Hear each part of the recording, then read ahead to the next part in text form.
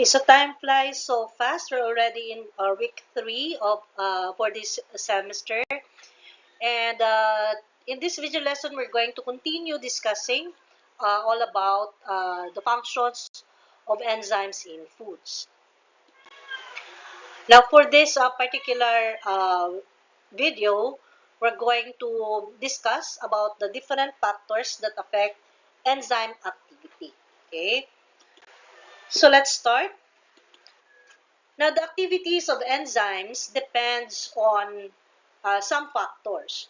One of these factors is the concentration and type of substrate. It also depends on the concentration itself of the enzyme within your solution or mixture. Then we have temperature, ionic conditions, pH, and water activity. Now, let's first discuss the first factor, which is the concentration and type of substrate. So, the first of these factors is the concentration of your substrate. Again, substrate is your reactant or the material or the particular molecule that you want the enzyme to act on. So, for example, you have beef, cow's meat or beef, and you want to hasten the time na ano siya na yung pakukuluan mo siya malesen yung time ng pagpapakulo. So you want something that can soften the beef para mas mabilis yung pagkaluto niya or pag-soften niya. So beef is your substrate. Okay, the meat is your substrate, while the enzyme that you want to use to help slightly decompose or help unravel the proteins in your meat, most probably you would be using a protease, or a pepsin, or papain, or bromelain. Okay, so those are protein attacking or protein specific enzymes. Okay, so let's take a look at this illustration. So here in this illustration, it is showing the relationship between the concentration of the substrate as well as the rate of reaction. Okay? So in the presence of a given amount of enzyme, so for example, the amount of enzyme here is fixed. Okay? So the rate of an enzymatic reaction increases as the substrate concentration increases. So makikita mo here, the substrate concentration at this point is higher than here, right? And makikita mo rin na mas tumataas yung rate of reaction. However, there will come a point na marireach niya dito, which ang tinatawag natin na point of active site saturation. Meaning, at this point, na-reach niya na yung amount of enzyme natin. Like, konti-konti na lang yung enzymes na possible na mag-react with your substrate. So, ito yung sinasabi natin na point of active site saturation. Okay? So, let's continue reading. The rate of an enzymatic reaction increases as the substrate concentration increases until a limiting rate is reached, which is this. Okay? After which, further increase in the substrate concentration produces no significant change in the reaction. So, kahit ano pa yung dagdag natin ng substrate, hindi nagagalaw or wala na tayong madidetect na reaction. Okay? This is because the number of enzymes has already been fully saturated. Okay? So, this limiting rate corresponds to the maximum velocity of the enzyme. Okay? So, even if you add more substrate, wala nang mangyayari. Wala nang reaction na mangyayari. Okay? So, the the only possibility that you can do here para mag-move yung reaction is rather to add more enzymes. Okay, so that may additional enzyme na mag-act on your substrate. Okay? So the next, concentration, nasa concentration pa rin pala tayo ng substrate. So enzymes have a saturation point. Yung sabi natin kanina na limiting point. Okay? So once all the enzymes added are occupied by the substrate molecules, its activity will be ceased. So this illustration will show you how it works. Okay? So dito, ang mga enzymes dito, fully saturated na sila. So they could no longer act. Again, sorry. So dito pala, dito nagsa-start yung image. So dito, yung mga enzymes are still empty bags and they can still be filled by your substrate. Okay? Now, once they are fully filled up, meaning they are already saturated, no reaction will proceed. Ito yung ibig sabihin ng effect of concentration of substrate to your enzyme activity. Okay? Now, the other factor is the type of substrate. Okay, so the type of substrate affects the enzyme action. Now, some molecules other than specific substrate can bind to the active site. Okay, ulitin natin. So, meron daw, aside from your substrate, meron pang ibang mga molecules na pwedeng mag-bind sa active site ng ating enzyme. However, once they bind to the enzyme, it will inhibit the activity of your enzyme, rendering them inactive. Okay? So, dahil na-inhibit yung activity ng enzyme, kahit ano pang dagdag mo ng substrate, ay hindi nagagalaw yung enzymatic reaction.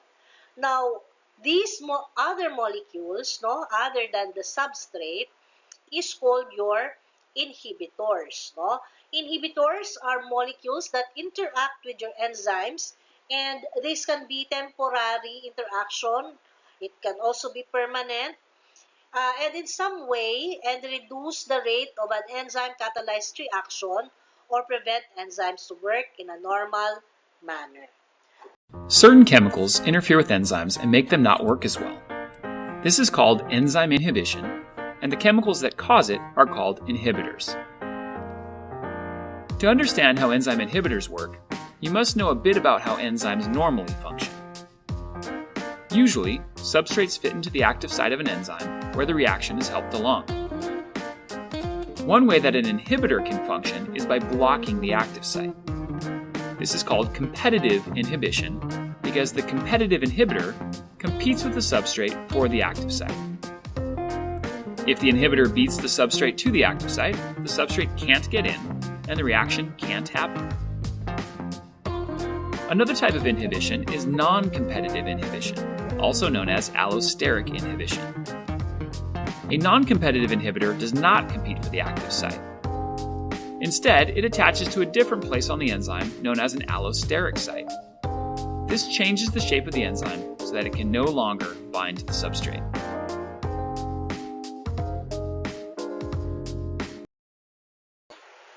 Okay, so yon, it's a very short video showing us how inhibitors react with your enzymes. Now, there are two types of inhibitors. First, we have your competitive inhibitors. So, what do competitive inhibitors do?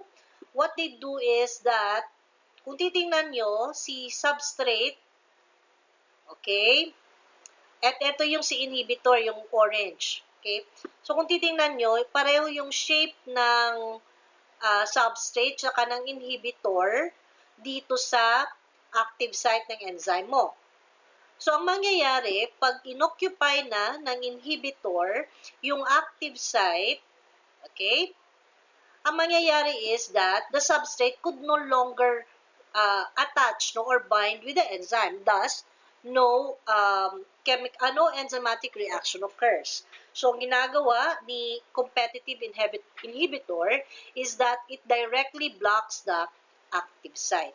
Okay, so yun yung gawain ng competitive inhibitors. Now, the other type of inhibitor is what you call non-competitive inhibitor. Okay? So, ano naman si non-competitive inhibitor? Now, let's take a look at this enzyme. Okay? Si enzyme na to has an active site. No? Ito yung shape ng active site niya, which looks similar to the reaction point of your substrate. Okay? Now, here si enzyme, meron siyang ibang pockets, no, sa kanyang surface. And this inhibitor, no, ay sisiksik siya dito sa pocket ng enzyme, which is not the active site. But once it binds itself, no, to that pocket in your enzyme, it will cause your enzyme, no, to change the shape of its active site. So that pag nag-interact yung ating substrate doon sa active site ng ating enzyme, hindi na siya mag-fit. No? Kasi the inhibitor already changed the shape of your active site. If you recall yung ating discussion last video lesson, we mentioned that the enzyme and substrate reaction operates in the same principle as your lock and key principle. So, dapat pareho sila ng shape so that mag-fit sila and then they can work together. Diba? Now, again, here sa non-competitive inhibitor, your inhibitor does not compete with your substrate at the active site. Rather, the enzyme, the inhibitor causes a change in the shape of your active site, thus blocking your substrate from reacting with it. Okay, so yun yung pagkakaiba ng ating competitive inhibition and non-competitive inhibition. Okay? Ang tawag dito sa pocket, mga different pockets all over the enzyme where your inhibitor will bind is called allosteric site. Okay? So, tandaan natin to. It is called your allosteric site.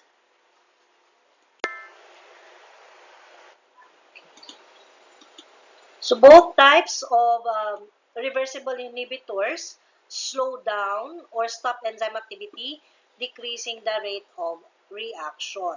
Okay, so here again, we have your inhibitor, which is yung, ano ba to?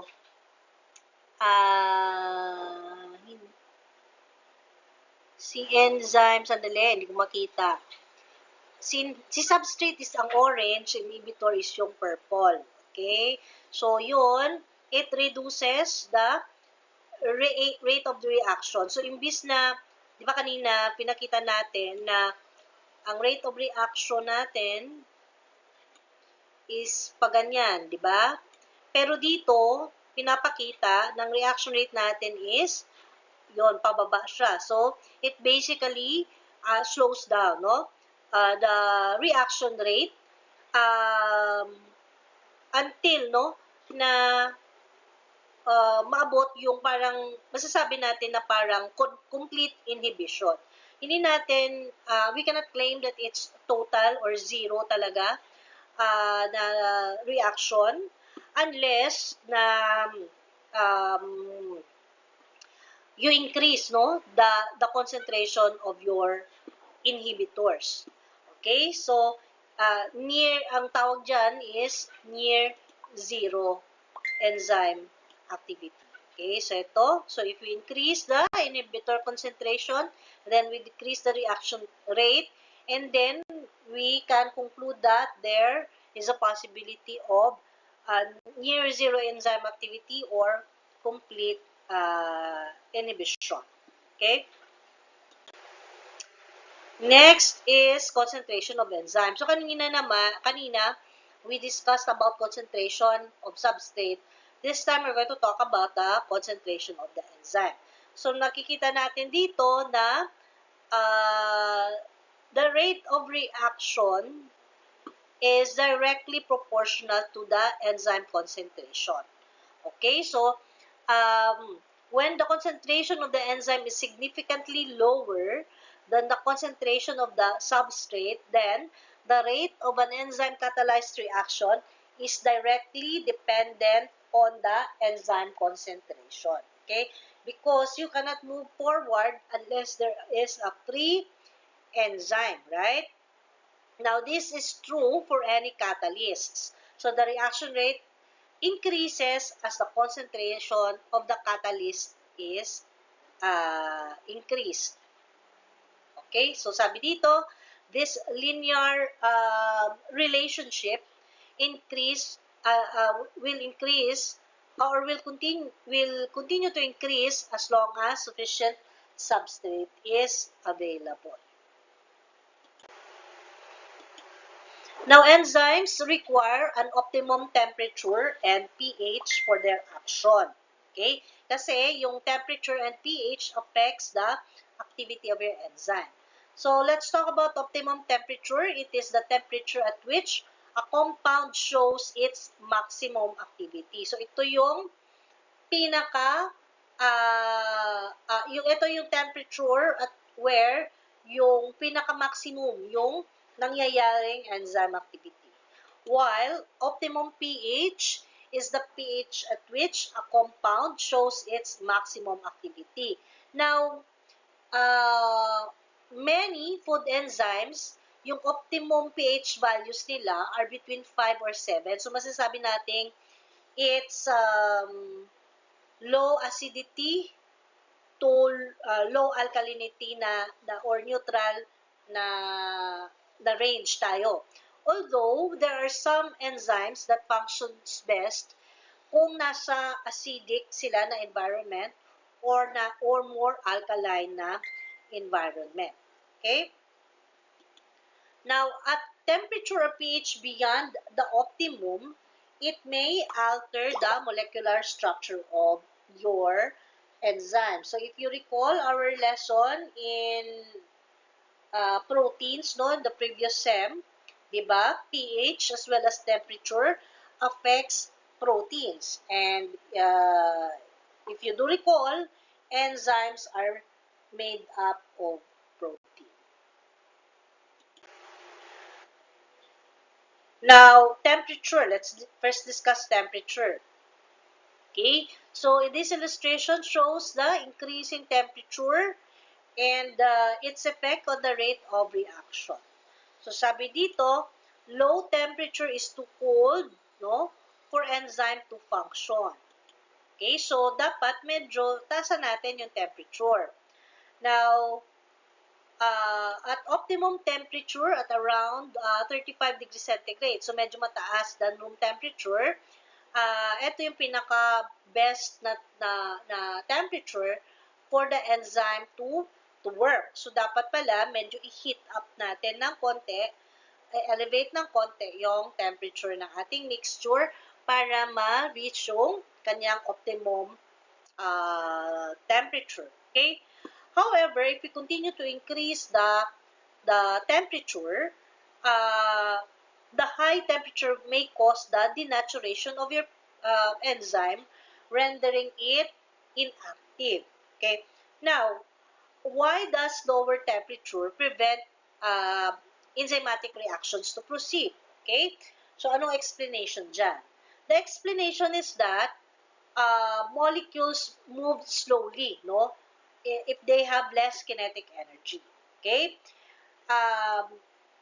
They get their kinetic energy from the heat supply, which can elevate your temperature. Now, less kinetic energy meaning slower mag-move yung molecules, then, because they're slow, then, mas konti din yung frequency na mag-collide yung enzyme mo tsaka yung substrate mo. Okay? So, if hindi sila nagko-collide or nag-interact together, then there is the lesser possibility of them binding together. Okay? Now, substrates and enzymes also collide with less energy, making it less likely for bonds to be formed or broken. So, thereby stopping the reaction from occurring. Now, how about at higher temperature? No, what causes enzymatic reactions to speed up? Okay, so um, opposite no sa low temperature, molecules move more quickly when they have higher kinetic energy that is supplied by heat that will cause the temperature to also rise. Now, increased kinetic energy results to more successful collisions or higher possibility of your substrate and enzymes to collide to each other, which leads to more frequent enzyme substrate complex formation. Now, substrates and enzymes also collide with more energy, making it more likely for bonds to be formed or broken, which allows the reaction to occur. Okay, so yon. Now, denaturation. Okay, so if temperature continue to increase past a certain point, the rate at which an enzyme catalyzes a reaction drops sharply as the enzyme begins to denature or loses its shape. So if you recall, again, the lock and key principle, dapat yung lock, which is your enzyme, same dapat yung shape niya sa substrate mo. Okay? And because of denaturation of the enzyme, which is your protein, nag-change siya ng shape. So, from this one, nag-change siya ng shape ng ganyan. Therefore, pag collide ng substrate mo sa enzyme, hindi na siya doon mag-fit sa active site ng yung enzyme kasi nag-denature siya. Which is why, ano nga ba? I don't know, may subject na kayo na food processing, di ba? Na some of the, tawag dito, to prevent, no? The enzymatic browning, for example, ginagawa nila is they blanch your vegetables or they blanch the fruit, no? To prevent the occurring of enzymatic browning. So, there are two explanations to that. Number one is that the water no may create a protective film on the surface of your fruits or vegetables, cut fruit or vegetables. And the other reason for that is to render the enzymes on the surface of your cut fruits and vegetables inactive, no, due to denaturation. Okay? Okay, so ayun, the breaking of bonds, no, due to increase in temperature causes the tertiary structure of your protein or your enzymes to change.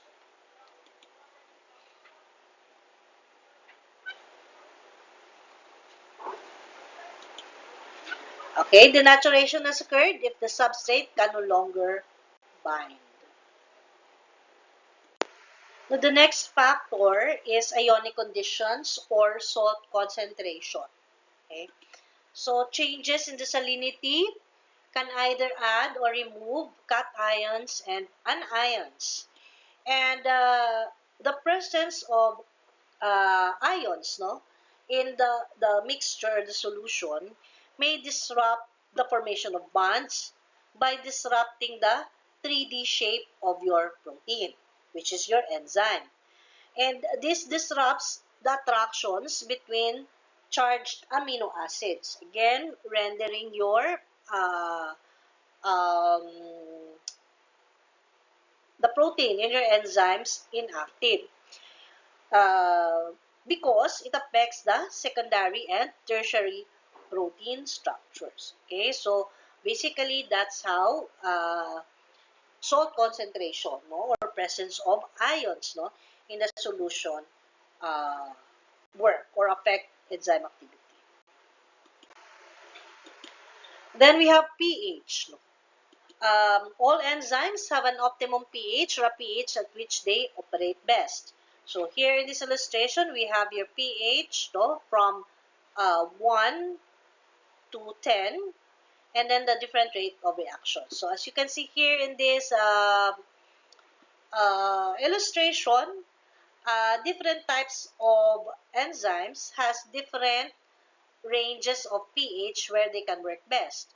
So here, see, pepsin operates at a more acidic pH. Now, pepsin is a digestive enzyme, meaning naturally occurring siya sa stomach natin, o sa ating tiyan. Okay? So, here in our stomach, dapat medyo acidic yung environment for pepsin to function properly. Okay? Then we have your urease and your trypsin. So, magkaiba ng optimum pH. Now, enzymes are denatured at extremes of pH. So, if you recall our lesson on protein solubility, di ba? At pH na acidic tsaka pH na alkaline, may nangyayari sa ating protein. They can either be nagiging more soluble sila or nag-form sila ng solid particles or nag-precipitate sila. Okay? And when proteins precipitate, it means it denatures. Okay? Now, hydrogen and anionic bonds hold the tertiary structure of the protein together, or in this case, your enzyme. Now, below and above the optimum pH of an enzyme, solutions with an excess of hydronium ions, or meaning they are in acidic environment, as well as in alkaline environment, can cause those bonds to break. Okay? And the breaking of bonds alters the shape of the active site, which means that enzyme substrate complexes form less easily or less frequently. Now, eventually, the enzyme substrate complexes can no longer form at all. Okay? Kasi nga na-denature yung ating enzyme. And at this point, complete denaturation of the enzyme has occurred. Now, let's talk about the effect of water activity on enzyme activities. Enzymes exhibit different minimum activity for catalytic function. So, it is said that as water activity is reduced from 0.9 to 0.35, then the progress of hydrolysis reactions is slowed. Okay? Meaning, pag bumaba yung hydrolysis reactions, then masasabi natin na yung enzyme activity also slows down. Okay? However, for example, di ba, binabaan mo na yung water activity ng food sample mo. So nung binabaan siya, nag-slow down yung enzymatic activity. However, if you elevate, no, or if you increase again the water activity to the original level, ang mangyayari is that the enzymatic reaction will progress again or will resume in a manner that is representative to that initially occurring at that original water activity of your food sample. So this shows that the effect of water activity to your enzyme reactions is reversible. So again, if you lower the water activity of your food sample, enzyme activity decreases. But if you increase again the water activity of your food sample, babalik tayo sa original na progress ng enzymatic reactions natin. In food and biological matrices, such behavior is interpreted as capillary effects that limit the extent of reaction progress at a limiting water activity. And such effects are generally applicable to all enzymes. Now, this table, which I took from, ito yung source ko. Okay, so author is Drapon. The book is entitled Food Packaging and Preservation Theory and Practice. Okay, so they showed a table where a list of enzymes is listed and the minimum water activity required, no, for the enzyme to be reactive. Okay, so here we have amylases in rye flour and in bread. So in rye flour, ito yung flour natin na hindi pa nabibake, mas mataas yung minimum na water activity niya na kailangan, no, for your amylases to function very well. Then sa bread naman, medyo mababa yung water activity na required. And so on and so forth. Now, you may take a screenshot of this table. You may study this on your own and try to interpret this table. Kung anong ibig sabihin nito. For example, here, lipoxygenase. Okay, so ano yung, try to yung interpret. Kung anong ibig sabihin nito, linolenic acid, anong ibig sabihin nito. Okay, so practice interpreting these tables. When we say interpret, you should be able to discuss this in sentence form kasi I might give this as part of your exam. Interpreting tables. Okay? Okay, review. No? Let's take a short pause and answer these review questions. Okay? Prepare your notebooks and ball pens, try to answer the questions. And again, this is going to be your attendance for this week. You already know the drill, not just like last week. First question, you may take a screenshot, you can pause the video at this point, okay? And read the question thoroughly and answer. Okay, number 1, what happens to an enzyme when it is denatured? Letter A, activation energy is lowered. Letter B, it loses its shape. Letter C, it can catalyze more. Letter D, it becomes stronger. And letter E, activation energy is raised. Question number 2, true or false? Chemical reactions possess an activation energy barrier that must be overcome for the reaction to occur. True or false?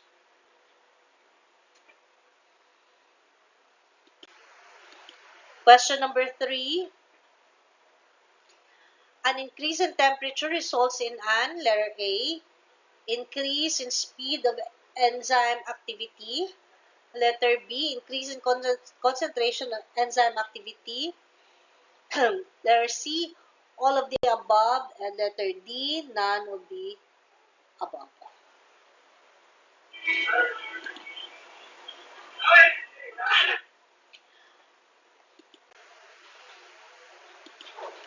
Number 4, enzyme reactions are not influenced by which items below? Letter A, substrate concentration. Letter B, product concentration. Letter C, temperature of the reaction. Letter D, K at equilibrium. Okay, so I hope you have answered the questions. Now let's proceed, no? So there's one concept of enzyme usage or enzyme, shall we say enzyme treatment used in the food industry, no? To maximize the use of food enzymes in food manufacturing or processing. And this is what we call enzyme immobilization. So immobilization refers to a technical process in which enzymes are fixed or they are put inside a solid support, which then creates a heterogeneous immobilized enzyme system. When we say immobilized, the enzymes are fixed in place, so they cannot move. Therefore, you can maximize the usage of all those enzymes and control the rate by which substrate may bind with those enzymes. Okay, so one example of this is in the production of your lactose-free milk. Okay, so in the lactose-free milk, there is a column here where inside are beads with lactase. Lactase is the enzyme that breaks down lactose, right? So within the column are the lactase beads, and then you pour the milk, the fresh milk or the raw milk material. You pour it, and then as the milk passes through the column with the lactase beads, it the lactose reacts with the lactase. Okay, thereby rendering those lactose um, na breakdown sila. And yung resulting milk product na lalabas dito sa column is your lactose-free milk. Okay? So, immobilized form of enzymes mimic their natural mode in living cells, where most of them are attached to a cellular cytoskeleton, membrane, and organelle structures. Okay, so there are several modes of immobilization that are used traditionally. So the first one is your non-covalent adsorption and deposition. Then we have your physical entrapment. We also have your covalent attachment. And lastly, we have your bioconjugation. Okay? So support binding can be physical or chemical, involving weak or covalent bonds. Now, to discuss further on this topic, let us watch this. In this topic, we're going to discuss the mobilization of enzymes. So by the end of this topic, you should be able to answer the questions: what does immobilizing enzymes mean?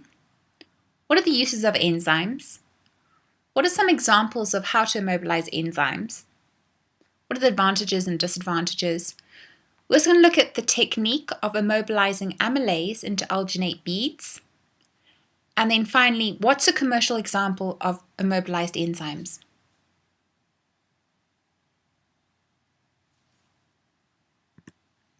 Now, we've discussed how fermenters can be used to manufacture enzymes.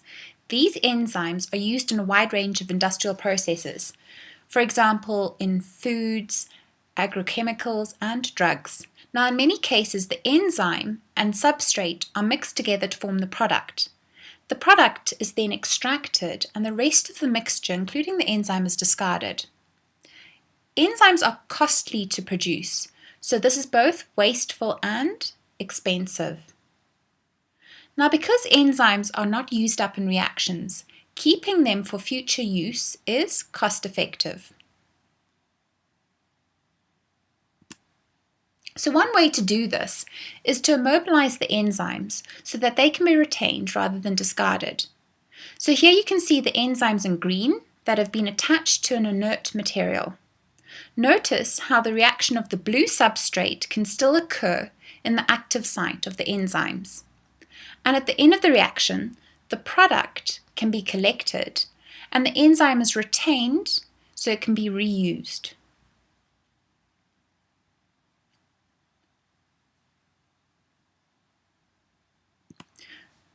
So what are some examples of uses of enzymes? Well, tanning uses proteases to soften and remove excess meat. Washing powders use enzymes. For example, lipase is used to break down grease. Protease is used to break down blood on clothes. Cheese manufacture, so using rennet. Immobilization involves attaching enzymes to an insoluble material so that the enzyme is kept in place during the reaction. So examples include immobilized enzymes on inert glass or in alginate beads. Enzymes can be linked to other materials. They can be trapped in a mesh of an inert material,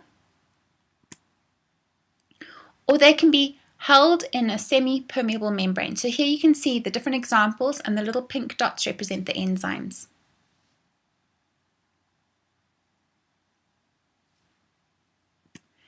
Can you think of some disadvantages and advantages of using immobilized enzymes or cells?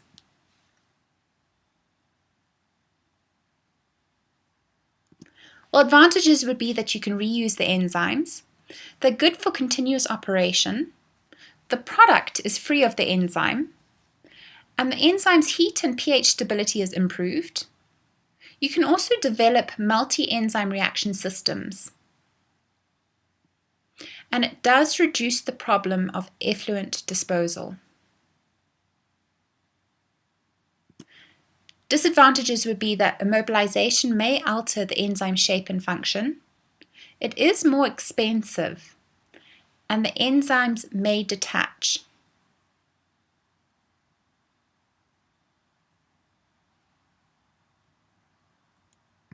Right, let's have a look at immobilizing amylase enzymes in alginate beads. So amylase is mixed with the solution of sodium alginate. The mixture is then dripped through a syringe onto a solution of calcium chloride. The sodium is displaced by calcium ions, resulting in the formation of a hard, insoluble bead of calcium alginate, with the amylase molecules trapped inside. The alginate is left to harden, and then it's rinsed off to remove any excess amylase that wasn't trapped.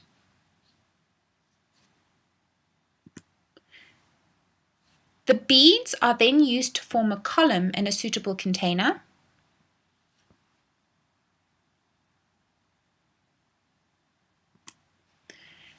And then the starch is trickled down the column and converted to maltose, which is collected at the base. It can be passed through again to remove any starch not yet acted on. The final product, maltose, is enzyme-free, so it doesn't need purification.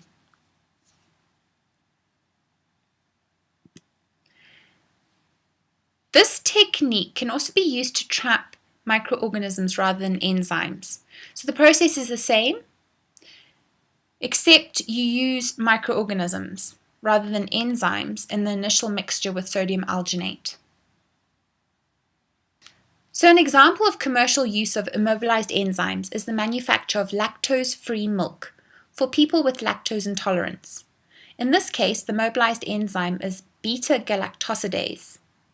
Milk contains the sugar lactose, which is the cause of the discomfort experienced by lactose-intolerant individuals. So to produce lactose-free milk, the milk is passed over the immobilized beta-galactosidase, which catalyzes the hydrolysis of lactose to glucose and galactose. Okay, so let's to repeat, no? The most common methods of enzyme immobilization are represented in this illustration. So we have your carrier-bound enzymes, then we have your cross-linked enzyme. So ito yung mga pula-pula, yun yung mga enzymes natin. Then we have your enzyme inclusion, and then we have your encapsulated enzyme. So encapsulated enzyme, ito yung parang they are covered in microbead. Yun yung sa kanina sa example natin, yung sa production of lactose free milk. Okay? Now, what are the general considerations when we decide, no, or a food manufacturer decide to use enzymes? So, hindi yung basta-basta ka lang gagamit ng enzymes kasi enzyme production or creation ng enzyme or harvesting of enzyme itself is a expensive process. So, there are general considerations on when to use them. Okay, so enzymes are favored when, number one, mild conditions are permitted to maintain positive attributes of the food. Okay, so you add enzymes just to maintain the positive or the good attributes or good quality or characteristics of your food material. Then, the other consideration is the potential byproducts of chemical process are unacceptable. So, for example, if you use a chemical process, the byproducts are inedible, or they may harm the environment. For example, so instead of using chemical process, they would rather use enzymatic process, no? Kasi yung byproducts ng enzymatic process are most probably ng environment friendly din or natural loving nature preserving din. Example ng chemical processes na are unacceptable. I remember dito sa amin, a few months ago, nabulabog yung city namin ng merong masangsang amoy, basta mabaho na amoy na the schools na malapit sa pinanggagalingan ng amoy are pinauwi yung mga students. And then classes were suspended for a few days until the source of the smell was located. Kasi nakakahilo yung amoy. And it was found out that it was a wastewater coming from a factory which prepares or produces or manufactures chicken products, no, frozen chicken products. So yun yung byproduct niya. And pagkakaalam ko, it was a chemical process yung ginamit nila. And yun, when they throw out their wastewater, it was not properly handled. That's why umalingasaw and a lot of people were affected, no, by that very biohazard yun, na maraming affected ng mga students yun. Okay? Another consideration is that a chemical process is difficult to control compared to using enzymes. As we all know, enzyme is substrate specific. So since it is substrate specific, meaning it's easier to control kasi alam mo na pag nag-add ka ng enzyme, ang products na ipoproduce niya is only A or B. Wala nang iba. So it's a lot easier to control. The number 4 is the natural designation is to be retained, especially at this time and age. Tumataas yung demand, no, for organic products, for natural products. Okay, so if you use chemical process, then it's no longer a natural process. It's no longer a natural product.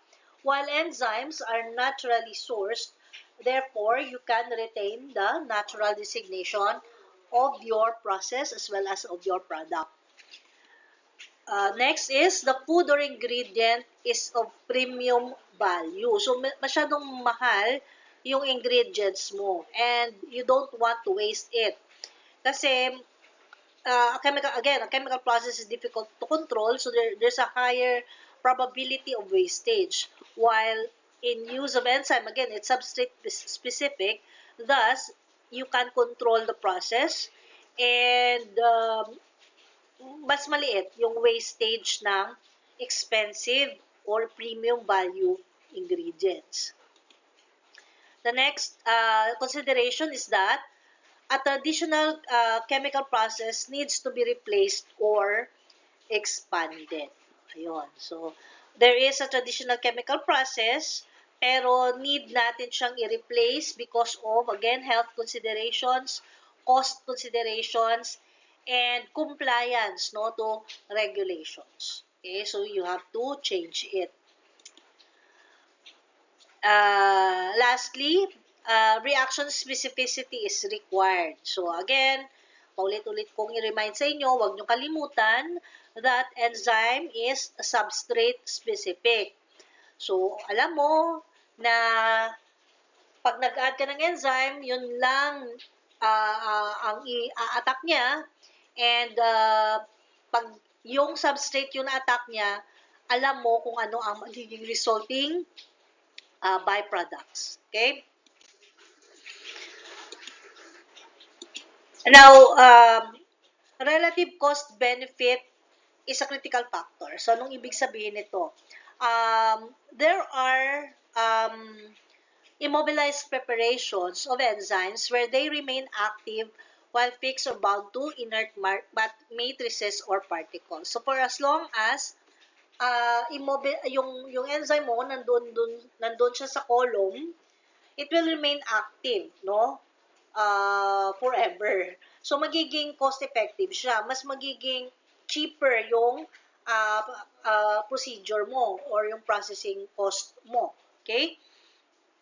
Kasi marireuse mo yung enzymes mo. Okay? So this allows the enzyme to be packed in a column or bioreactor through which substrate is perfused or recovered after batch reaction with substrate by filtering or settling. Okay, such that the enzyme can be used repeatedly until it loses activity beyond an acceptable level. So again, marireuse mo yung enzyme, thus it can help lower your production cost. Okay, another consideration, ito yung mga starch transforming enzymes natin. So, these types of enzymes act on starch, are primarily used for commodity applications such as, for example, production of corn syrups, production of dextrins. Again, recall our lesson on polysaccharides last semester about dextrins. Then we have the production of high fructose corn syrup. We need enzymes for that, no, to break down the starches in your corn, okay, so that it can produce fructose. And production of other sweeteners such as your maltose and glucose syrups.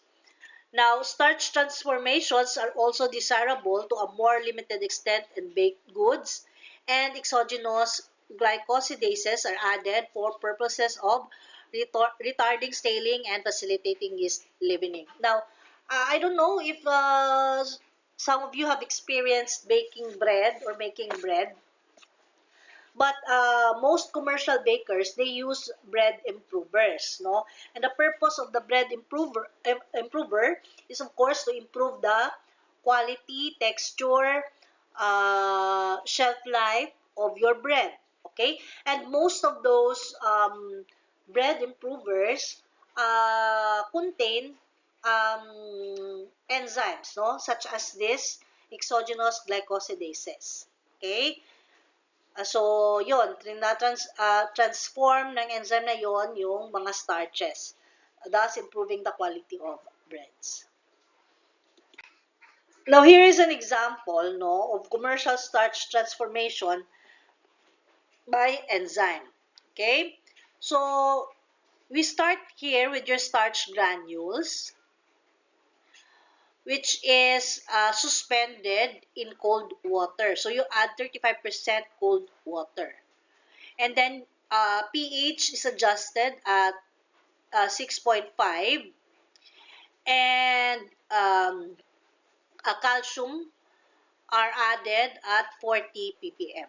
Okay, so these starch granules are then turned into starch slurry. Once it is nasa slurry state na siya, a bacterial alpha amylase is added, no? And then heated up to 105 degrees centigrade for 5 minutes, causing the gelatinization of your starch. Okay? Now, once the gelatinized starch, nandito na tayo, okay,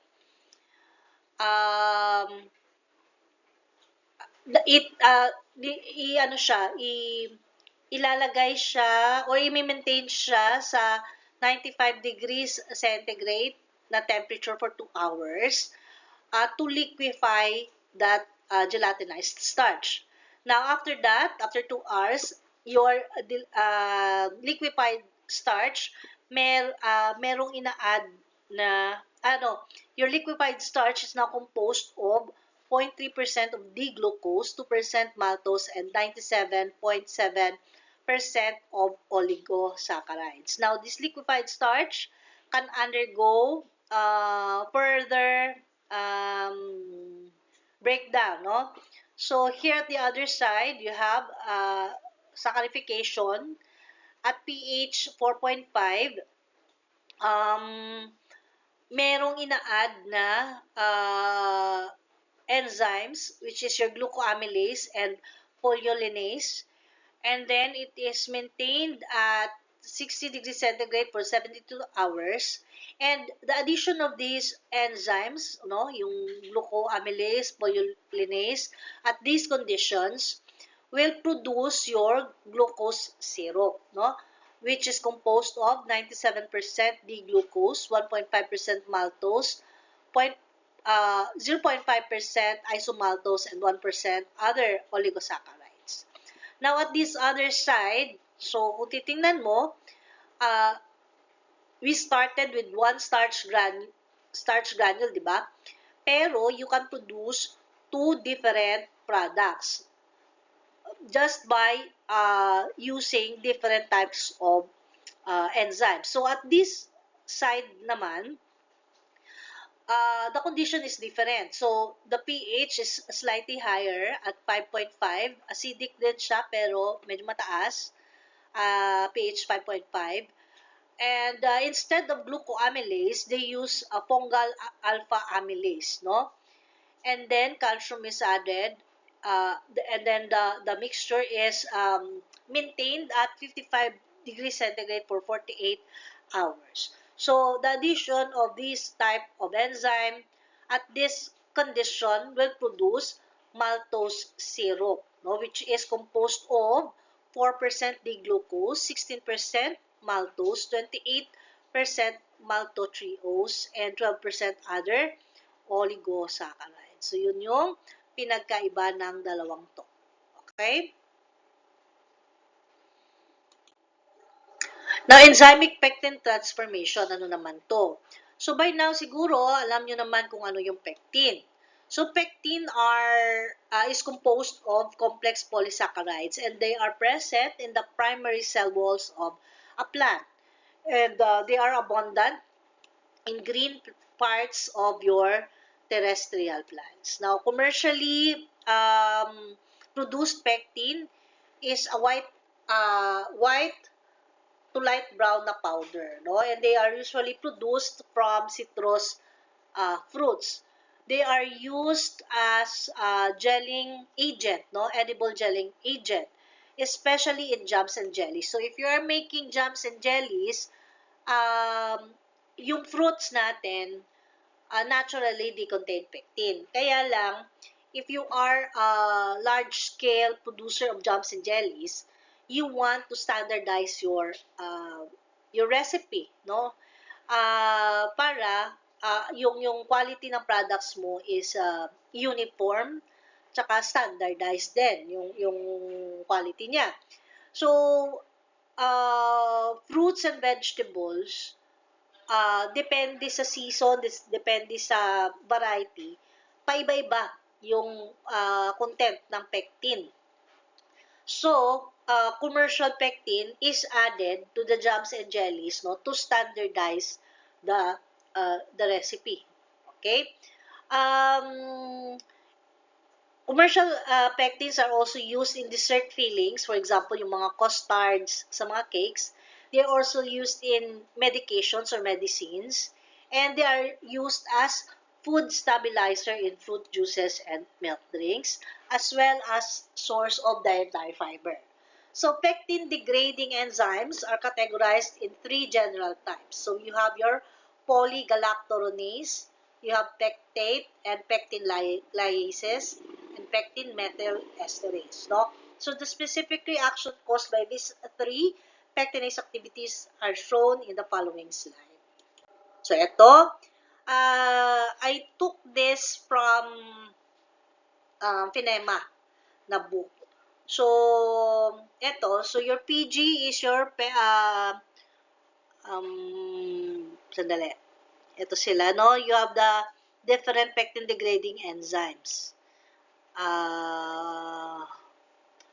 I think this is polygalacturonase, this is PME, pectin methyl esterase, PLAase, yon.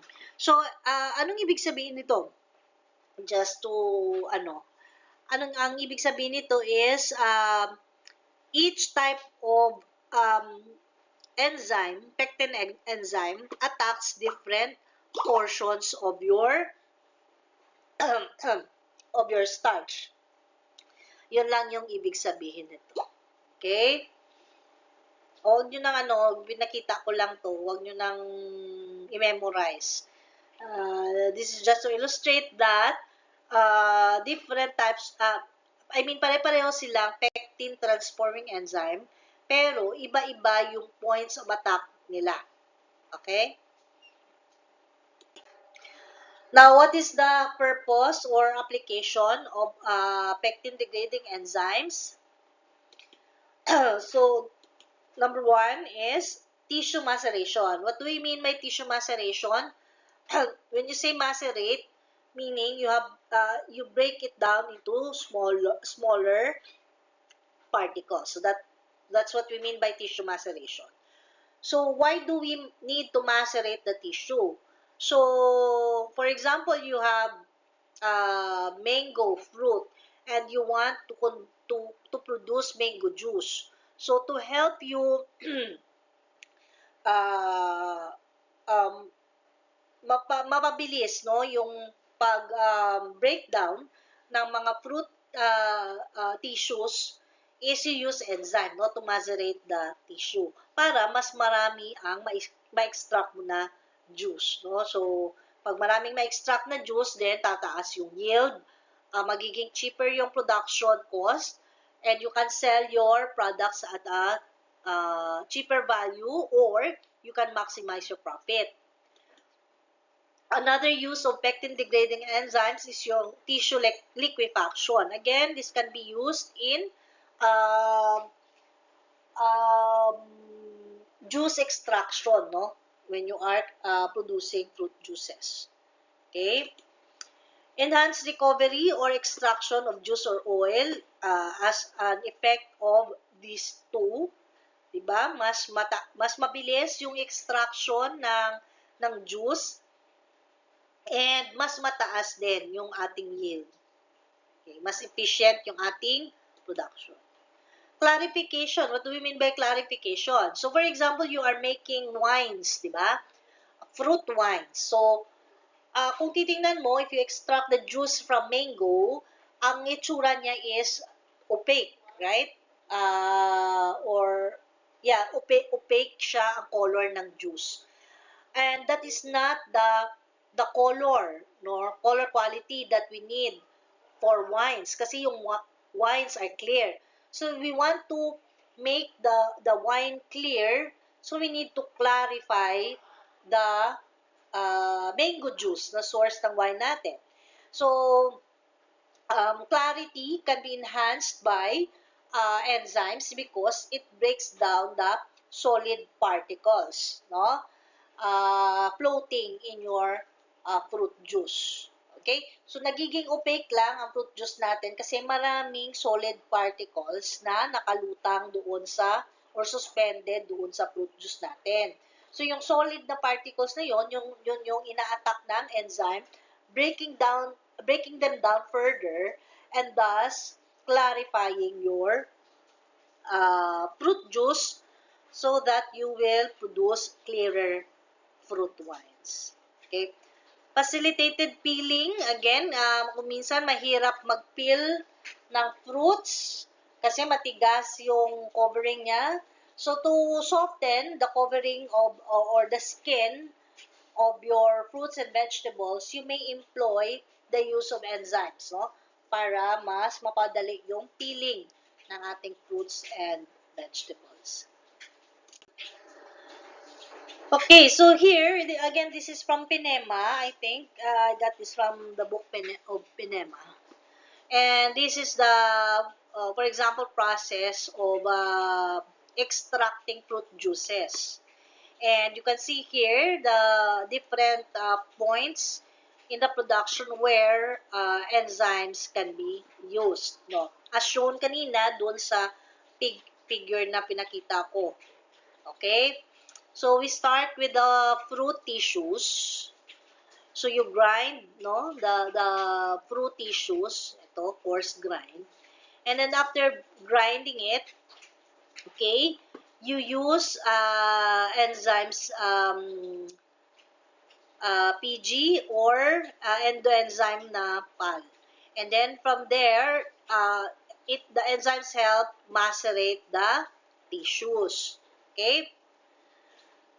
So, dito naman, we start with the tissue and then they mill it, meaning grind siya or nag-mill siya. And then they add these enzymes which help also macerate the tissues, and then it undergoes pressing and filtration to extract the juices. Okay? At this part naman, they add pectinases and hemcellulases that will help liquefy those tissue. And after liquefaction, they added some enzymes, okay, that would cause destabilization of those liquefied tissues and duplicate or aggregate those tissues or solid particles for easy removal, and thus producing clarified preparations or clearer preparations or extracts. Okay? So, yun yung parang pinaka-general na process ng paggamit ng exogenous enzymes such as your pectinases. Okay? Now, in the next table, these are different types of microbial enzymes used in the food industry and their application. So, please pause the video and take a screenshot and study the following enzymes named here. Okay, so you can list down their applications. Okay, so one of the most common na makikita nyo na enzyme is your alpha amylase. Alpha amylase is an enzyme that attacks your amylose and amylopectin. So these are used in baking, brewing kasi beer, ano pa ba? Yung soju, and other alcoholic drinks na brewed came from starch sources. Okay? So, yun. That's why alpha amylase is used in brewing. Okay? It can also be used for starch liquefaction, improving bread quality, making rice cakes. Yung puto, I think yung sa Manila, Laguna na puto, when they make puto, medyo pinapa-ferment muna nila yung rice flour, no, before they cook the puto. And then, of course, clarification of fruit juice. Okay? So, again, take a screenshot of this so that you have a copy of the different applications of microbial enzymes. Here is the continuation of the table. So, we have your pectinase, phospholipase, esterase, cellulase, etc.